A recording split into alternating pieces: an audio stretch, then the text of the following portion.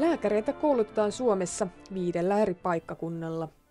Yksi näistä paikkakunnista on Kuopio. Siellä koulutetaan suurin osa Itä-Suomen lääkäreistä. 120 kilometrin päässä Kuopiosta sijaitsee 2 suunnilleen samankokoista kuntaa, Juva ja Juuka. Molemmat ovat kärsineet pienten kuntien perusongelmasta, lääkäripulasta. Toinen onnistui selättämään lääkäripulansa, toisen kohtalo on kokonaan oma tarinansa. Me varmasti näin jälkikäteen ja jälkiviisaana arvioiden, niin tehtiin siinä sopimuksen tekovaiheessa kaikki ne perusvirheet, joita tämmöisen ulkoistuksen kyseessä ollen vai voidaan tehdä. Se on vähän niin kuin hölmöläisen peiton jatkamista, että jos ne rahastaa ja sille rahalle ei saa vastinetta. Juuka sijaitsee Pohjois-Karjalan maakunnassa. Kunnassa asuu noin 5000 ihmistä. Nimi Juuka tarkoittaa pientä järveä, jonka läpi virtaa joki.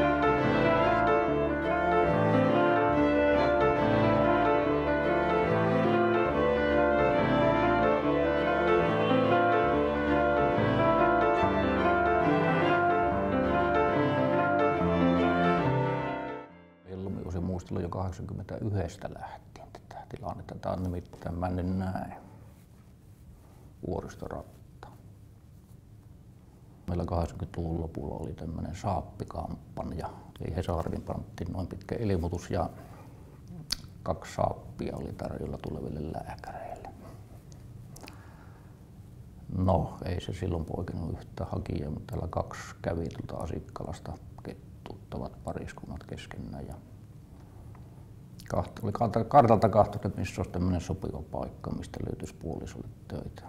Toinen puoliso oli sosiaalityöntekijä ja toinen terveydenhoitaja. Eli he tuli sitten noin vuoden välillä niin tänne Juukaan töihin. Mutta voi sanoa, että jollakin tapaa se saappikampanja tehosi. Saappikampanjasta huolimatta ongelmat jatkuivat 80-luvun jälkeenkin. 1998 Juuka tarvitsi jo lisäapua. Ensin alkoi yhteistyö Nurmeksen kanssa. Sen kariuduttua pieni Juuka kääntyi Joensuun puoleen. Ongelmat eivät kuitenkaan loppuneet tähän. No, seuraava kriisivaihe oli sitten 2006-2007,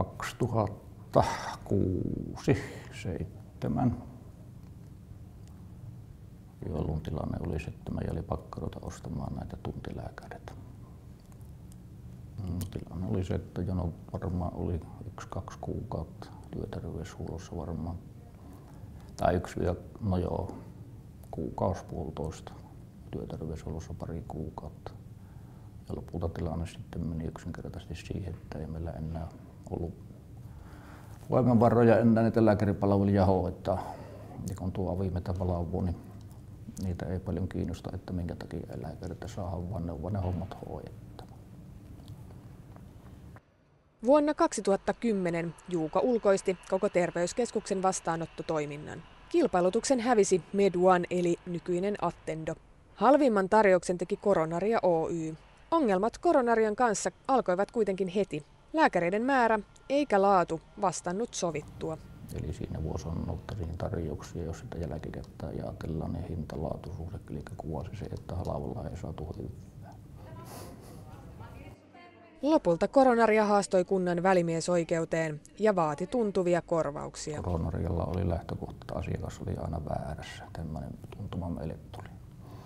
Eli aina oli lakimies asialla ja mukana kokouksissakin. Mutta yleensä oli kyse siitä, että meidän mielestä joku asia oli sopimuksellisesti toisin kuin heidän mielestä.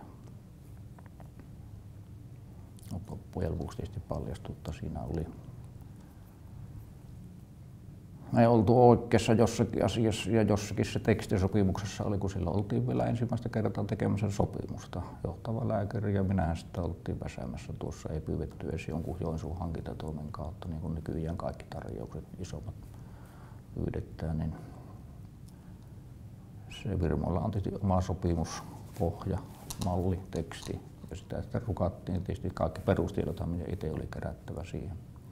Mutta nämä sopimustekniset asiat ja laillisuusasiat, niin heikommilla me ollaan kuin firma, jolla on lakimiehet.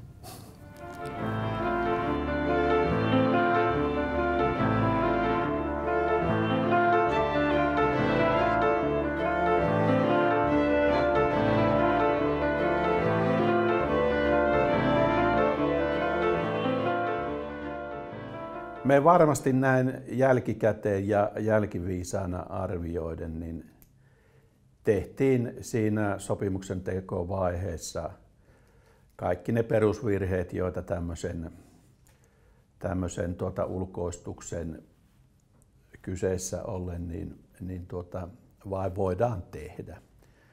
Että meidän olisi pitänyt pystyä paneutumaan ehkä siihen kilpailutusasetelmaan, tarjouspyyntöihin ja sitten siihen tarjouspyyntöjen jälkeiseen sopimusneuvotteluihin sillä tavalla huolellisesti ja olisi pitänyt ikään kuin ymmärtää sitä sopimuksen solmimisen jälkeistä aikaa, ettei siellä olisi liikaa semmoisia tulkinnallisia ongelmia.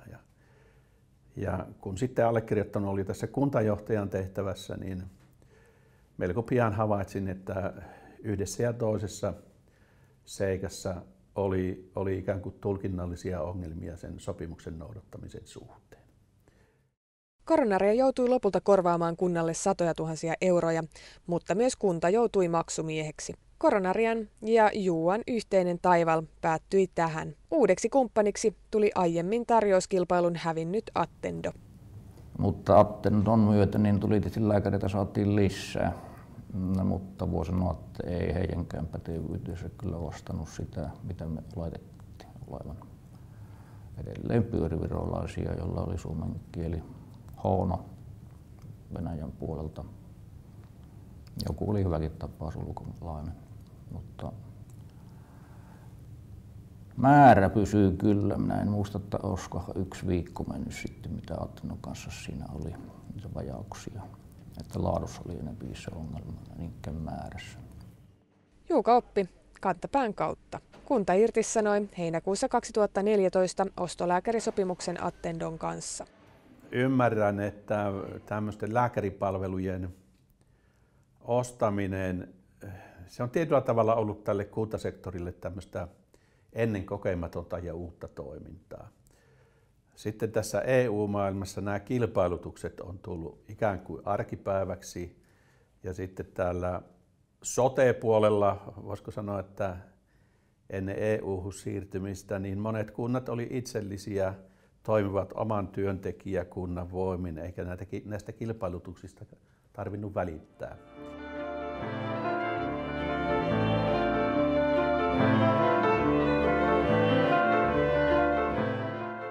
Juva sijaitsee Etelä-Savon maakunnassa. Noin 6000 asukkaan kunnassa on ollut asutusta jo kivikaudella.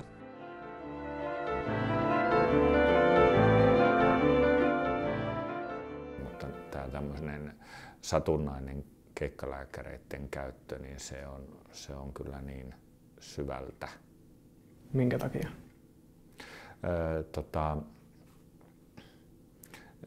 Se on vähän niin kuin hölmöläisen peiton jatkamista, että jos ne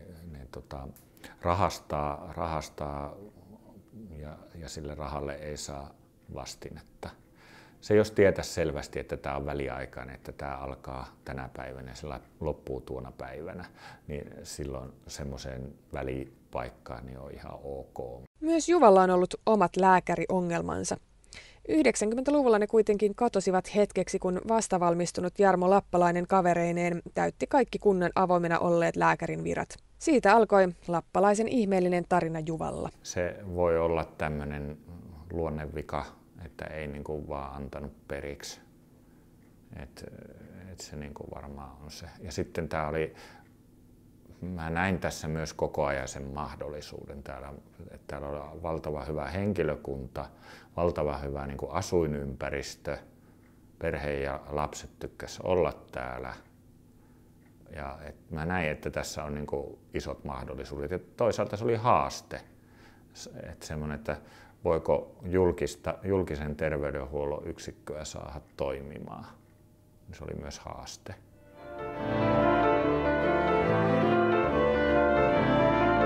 Me oikeastaan pysähdyttiin miettimään, että mitä me voidaan tehdä. Että me alettiin niin kuin semmoista selviytymiskamppailua tehtiin. Eli me pysähdyttiin miettimään, että tehdäänkö me oikeita asioita täällä. Et meidän oli pakko alkaa miettiä, että mitä minä teen, mitä hoitajat tekee. Ja jotenkin mun silmät avautui siinä, kun hoitajat kysyivät multa, että mitä he voisi tehdä auttaakseen.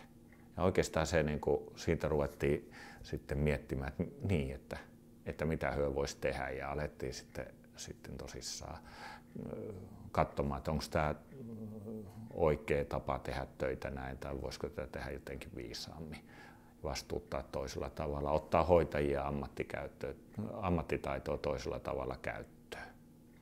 Ja sen sijaan, että mä olisin vaan niin kuin jättänyt kaiken kehittämisen ja hallinnon pois ja painanut vaan töitä, niin mä itse asiassa lähdin hakemaan lisää niin kuin oppia siitä, että miten asioita voitaisiin kehittää.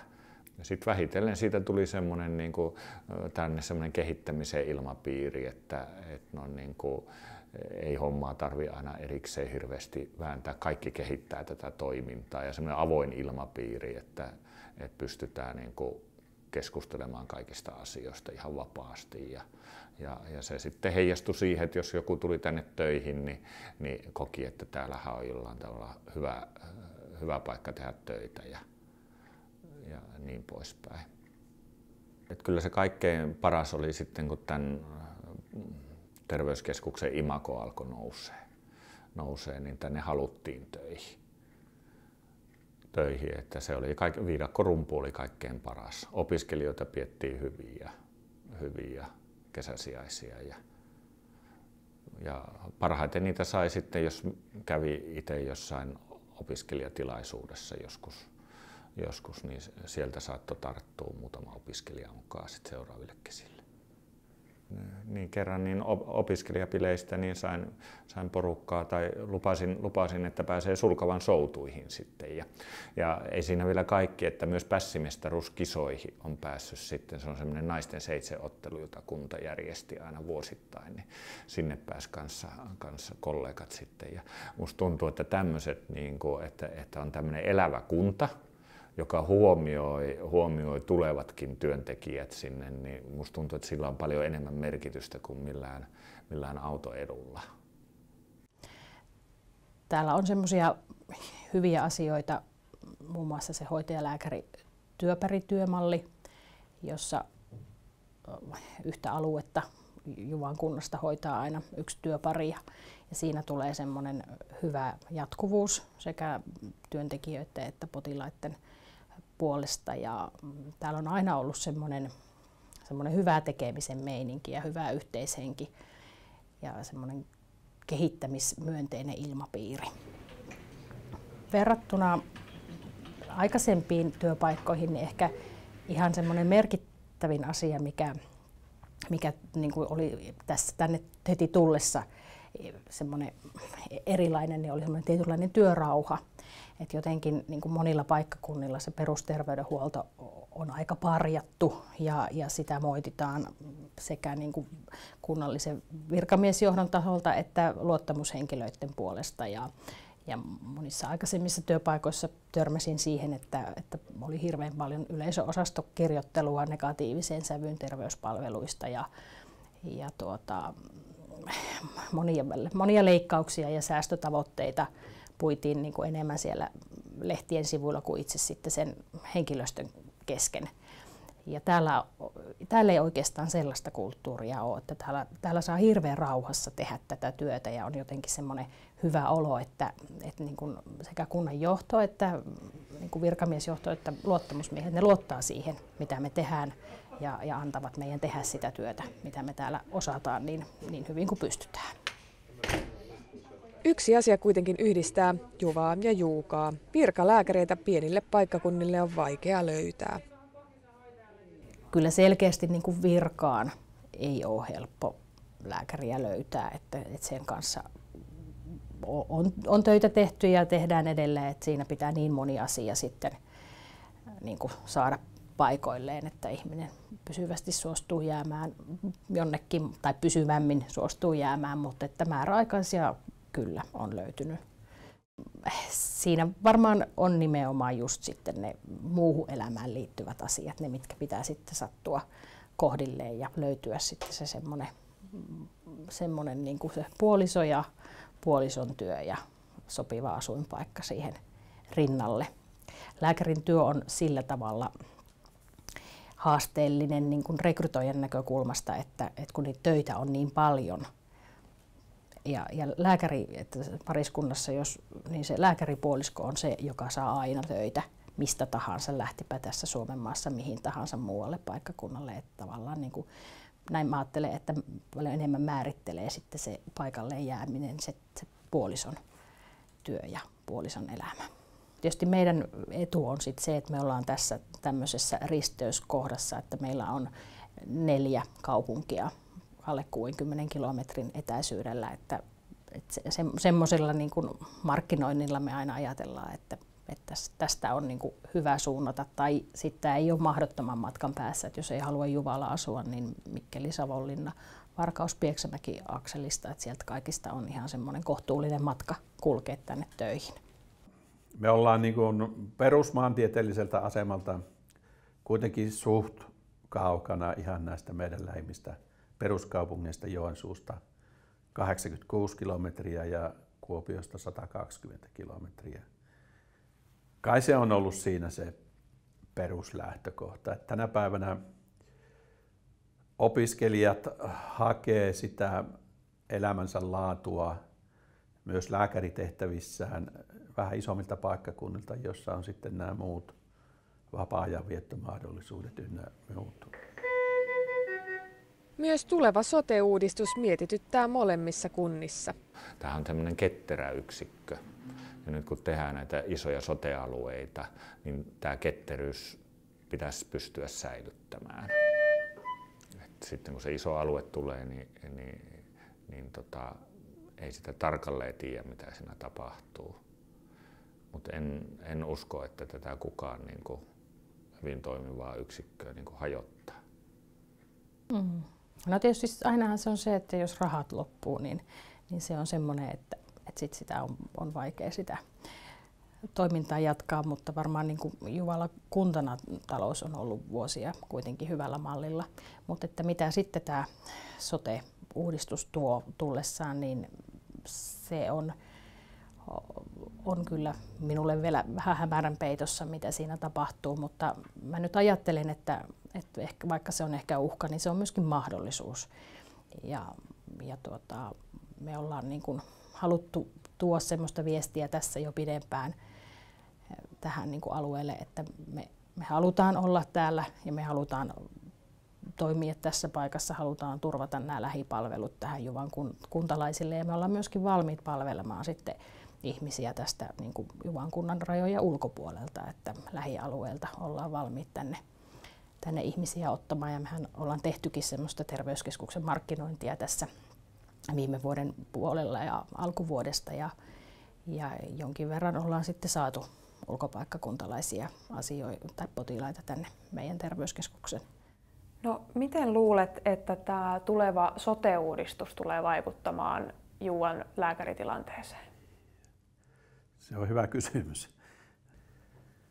Itse voisin nähdä, että siellä pitäisi pystyä paljon kierrättämään eri toimipisteissä lääkäreitä eikä ikään kuin sitomaan vaan Juuan kunnan terveyskeskukseen. Ja samanaikaisesti pitäisi niin kuin tarjota lääkäreille se aidon tiimityöskentelyn mahdollisuus, että siellä olisi se